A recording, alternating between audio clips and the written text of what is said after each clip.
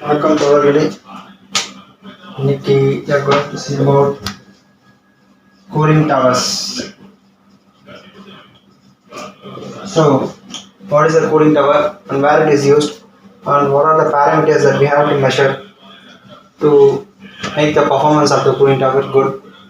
So, mostly when you go for any refinery or petrochemical industry uh, or any water plants, maybe where water is mostly used or cooling water is used for other process like cooling and for exchanging even in exchanges there you can see cooling towers.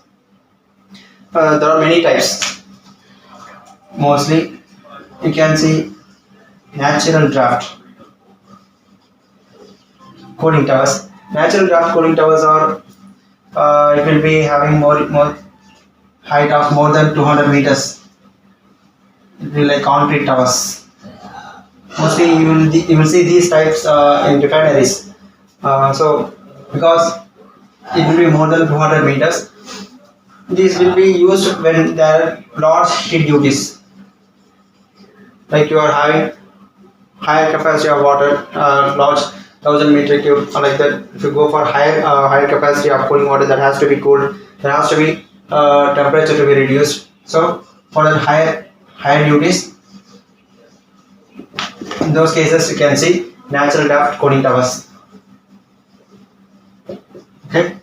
The next one is where it will be like this simply. You can see these towers mostly in thermal power plants. Right here, there will be no fans or everything. Will be just only the water pumping station will be here. So the water is keep falling.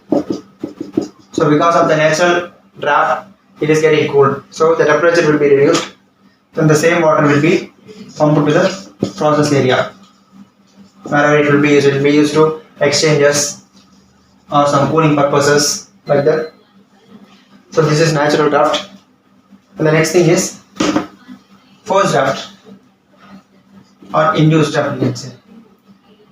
We will see forced draft first. So the next thing is forced draft. Forced draft cooling tower, you can say by the name itself, force. So you are forcing the air to cool the water. Okay. So I give you a rough diagram. This is a tower. This is a tank. You are having like this. So here the air is forced with the fans.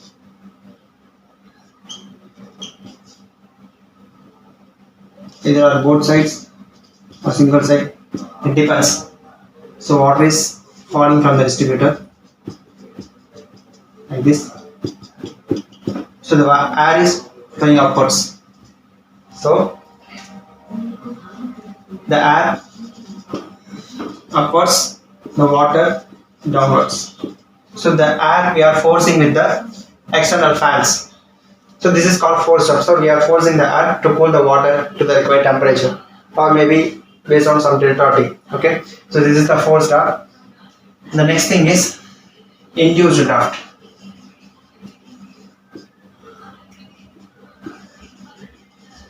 Induced draft cooling tower is just like the opposite. So you are having the fans here. Instead of having here, you are having the fans above the distributors. These are distributors, water distributors. So you are having the fans here. Maybe a single fan or double fan, you can see. You are having fans here. So the air is sucked into the atmosphere. You are having the gap here for the water air entry point.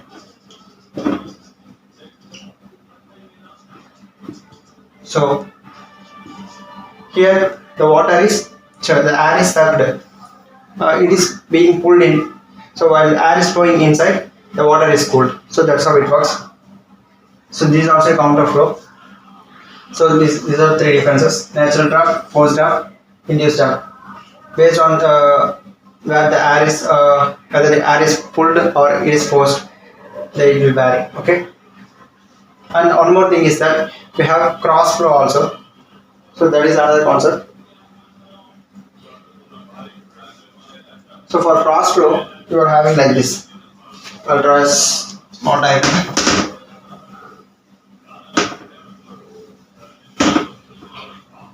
You are having cross flow in induced type. So you are having the tower like this. This is the water pot. Right. So this is the fill, some filler medium. We are having fan here because it is induced type.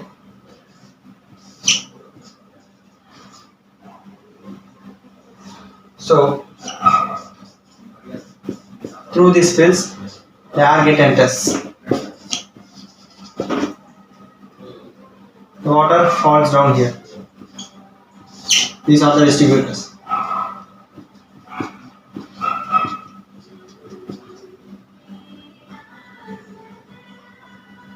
Here, hot water is distributed.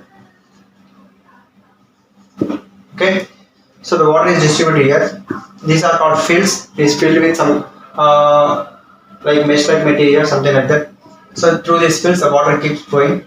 The air is being circulating through these fills. You are having gaps here to get inside the air. So the induced flood sucks the air through by making contact with the hot air. So that's how it is called. This is called induced type, induced air type only, but this is called cross flow.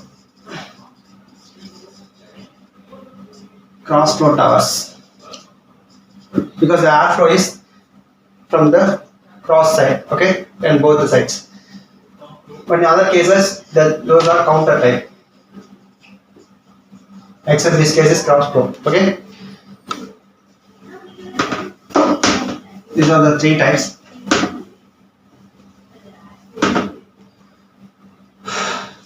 The next thing we are going to see about what are the parameters. To go for cooling towers, what are the parameters that was mentioned?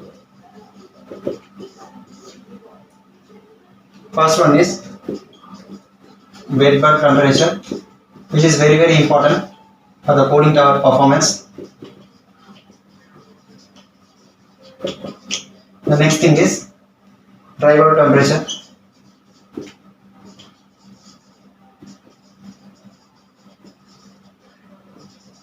So both are for air only, right? So we have to measure those things for air, not for water. The next thing is cooling water, inlet and outlet both. Inlet, outlet temperature, right? The next thing is exhaust air temperature.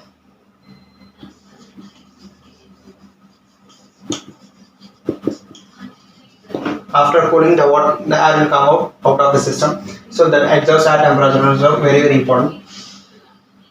The next thing is water flow rate and air flow rate. The final thing is power, electrical readings of the fan and motor.